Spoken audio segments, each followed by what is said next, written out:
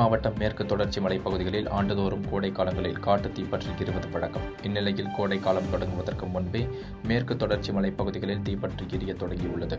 இந்நிலையில் பெரியகுளம் மற்றும் அதன் சுற்றுவட்டார பகுதிகளில் உள்ள மேற்கு தொடர்ச்சி மலைப்பகுதிகளில் மாலை முதல் சிறிய அளவில் பற்றிய காட்டுத்தீ காற்றின் வேகத்தால் பலபலவென பற்றி எரிந்தது. இதனால் மரங்கள், மூலிகை செடிகள் தீயில் எரிந்து சேதமடைவது மட்டுமில்லாமல் சிறிய வகை வன உயிரினங்களும் தீயில் கருகும் நிலை ஏற்பட்டுள்ளது. எனவே வனத்துறையினர் பற்றி எரிந்து வரும் காட்டுத்தீயை அணைக்க வேண்டும் என்பதே வன உயிரின ஆர்வலர்களின் கோரிக்கையாக உள்ளது.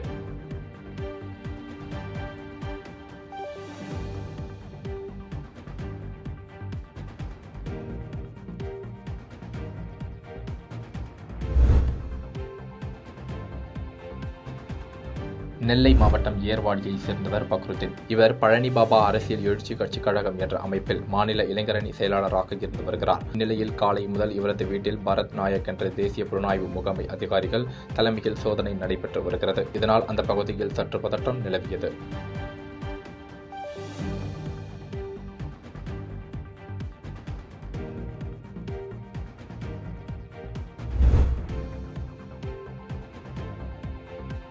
திருப்பத்தூர் மாவட்டம் ஜோலார்பேட்டை ரயில் நிலையத்தில் தினந்தோறும் 100க்கும் மேற்பட்ட ரயில்கள் நின்று செல்கிறது. இந்நிலையில் ஜோலார்பேட்டையில் இருந்து பெங்களூருக்கு இயக்கப்படும் சொர்ணா எக்ஸ்பிரஸ் ரயில் புறப்பட்ட சிறிது நேரத்தில் 25,000 மெகாவாட் கொண்ட OHE மின்கம்பி பயங்கர சத்தத்துடன் துண்டானது.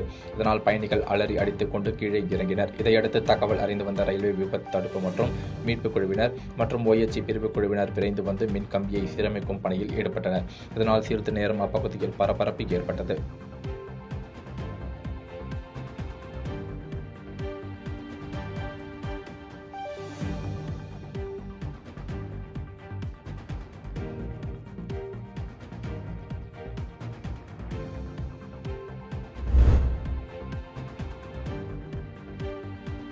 தென்காசி மாவட்டம் சங்கரன்கோவில் நகராட்சியில் 4 மாத நீண்ட போராட்டத்திற்கு பின் நகர்மன்ற கூட்டம் திமுக நகர்மன்ற தலைவி உமா மகேஸ்வரி தலைமையில் நடைபெற்றது. இந்த கூட்டத்தில் அதிமுக நகர்மன்ற உறுப்பினர்கள் தங்களின் வார்டு மக்களின் தேவைகள் குறித்து நகர்மன்ற தலைவியை நோக்கி கேள்வி எழுப்பிய போது கூட்டத்திற்கு சிறப்பு அழைப்பாளராக வந்திருந்த திமுக சட்டமன்ற உறுப்பினர் அடிக்கடி இடைமறித்து தேவையற்ற கருத்துக்களை கூறியதாகவும் அதிமுக மன்ற உறுப்பினர்கள் சட்டமன்ற உறுப்பினரை முற்றுகையிட்டு கண்டனத்தை தெரிவித்தனர். அதிமுகவின் நகர்மன்ற துணைத் தலைவரை பேசவிடாமல் தடுத்த நகர்மன்ற தலைவர் மற்றும் சட்டமன்ற உறுப்பினரை கண்டித்து அதிமுக நகர்மன்ற உறுப்பினர்கள் கண்டன கோஷங்களை எழுப்பியவாறு வெளிநடப்பு செய்தனர்.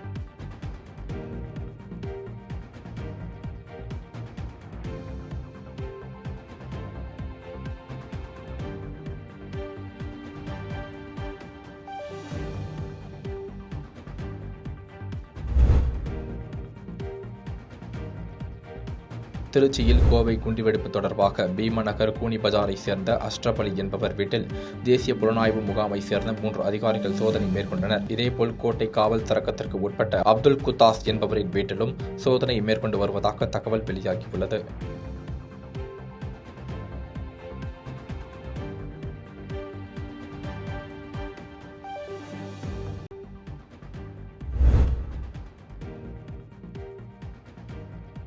திருநெல்வேலி மாநகராட்சி பாலங்கோட்டையை அடுத்த மூலிக்குளம் பகுதியைச் சேர்ந்தவர் சுப்புராஜ். தனியார் பேருந்தில் நடத்துனராக பணியாற்றும் அவர் மூலிக்குளம் கிராமத்தின் நாட்டாமை ஆகவும் செயல்படுகிறார். இவருக்கும் எதிர் வீட்டில் வசிக்கும் திருநெல்வேலி மாநகராட்சி தச்சநல்லூர் மண்டல தலைவர் ரேவதி குடும்பத்திற்கும் முன்விரோதம் இருந்ததாக கூறப்படுகிறது.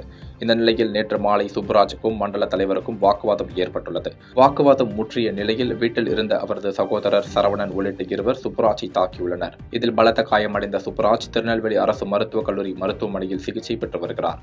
மேலும் இச்சம்பவம் குறித்து போலீசார் விசாரணை நடத்தி வருகின்றனர்.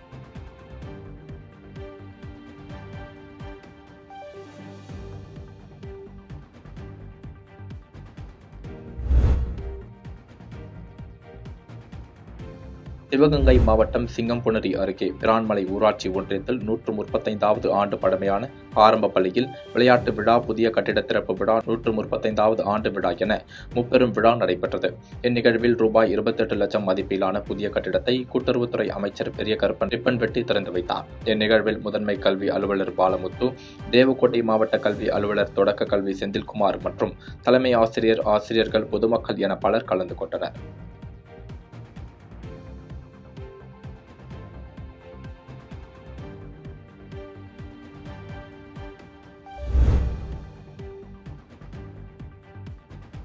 இந்திய அரசியலமைப்பு சட்டம் 1991 படி வழிபாட்டு தலங்களை பாதுகாக்க கோரியும் ஞானவாயி பள்ளிவாசல் விஷயத்தில் தேசத்தை அழிவை நோக்கி இழுத்து செல்லும் பாஜகவுக்கு எதிராக ஐக்கிய முஸ்லிம் முன்னேற்ற கழகம் சார்பில் அக்கட்சி தலைவர் ஐதர் அலி தலைமையில் சென்னை ஆட்சியர் அலுவலகம் அருகில் கண்டன ஆர்ப்பாட்டம் நடைபெற்றது. இதில் தமிழ் தேச மக்கள் முன்னணி தலைவர் மாதி பாண்டியன், இந்திய தவ்ஹீத் ஜமாத் தேசிய தலைவர் SM பாக்கர் ஆகியோர் சிறப்பு அழைப்பாளராக கலந்து கொண்டு கண்டன உரையாற்றினர். இதில் 100க்கும் மேற்பட்டோர் கலந்து கொண்டு கண்டன முழக்கங்களை எழுப்பினர். இதுகுறித்து ஐதர் அலி கூறுகையில், தேர்தலுக்கு முன்பு மது குழப்பம், மது சண்டையை ஏற்படுத்த வேண்டுமென இந்திய அரசு முனைப்போடு செயல்பட்டு வருகிறது என்று குற்றம் சாட்டி பேசினார்.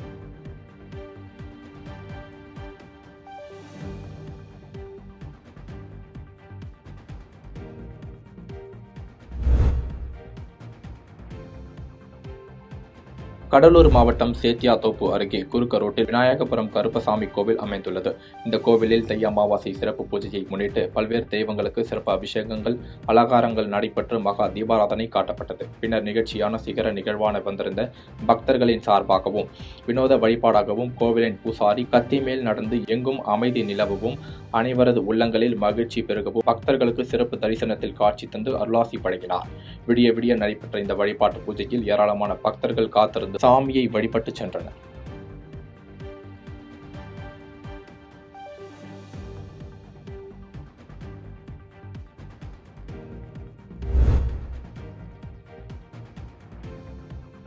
தருமபுரி மாவட்டம் அரூர் அடுத்த கோலக்கம்பட்டி ஊராட்சிக்கு உட்பட்ட ஆண்டிப்பட்டி புத்தூர் கிராமத்தில் 100க்கும் மேற்பட்ட குடும்பத்தினர் வசித்து வருகின்றனர். இந்த கிராமத்தில் 2 மேல்நிலை நீர்த்தேக்க தொட்டிகள் அமைத்து குடிநீர் விநியோகம் செயல்பட்டு வருகிறது. இந்நிலையில் கிராமத்தின் ஒரு பகுதியில் உள்ள குடியிருப்பு பகுதிகளுக்கு கடந்த சில மாதங்களாக முறையான குடிநீர் வருவதில்லை. இதுகுறித்தும் சம்பந்தப்பட்ட அதிகாரிகளிடம் முறையிட்டும் எந்த நடவடிக்கையும் எடுக்கவில்லை என கூறப்படுகிறது. இதனால் ஆத்திரமடைந்த கிராம மக்கள் காலி குடங்களுடன் அரூர் கடத்தூர் பிரதான சாலையில் அமர்ந்து சாலை மறியலில் ஈடுபட்டனர். இதனால் அப்பகுதியில் சுமார் 1 மணி நேரத்தில் மேலாக இந்த சாலையில் போக்குவரத்து பாதிக்கப்பட்டது.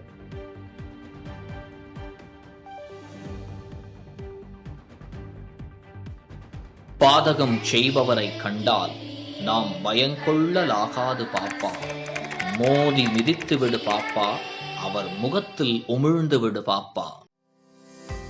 அண்மை செய்திகளை உடனுக்குடன் தெரிந்து கொள்ள இணைந்திருங்கள் இயம்நாடு தொலைக்காட்சியுடன்.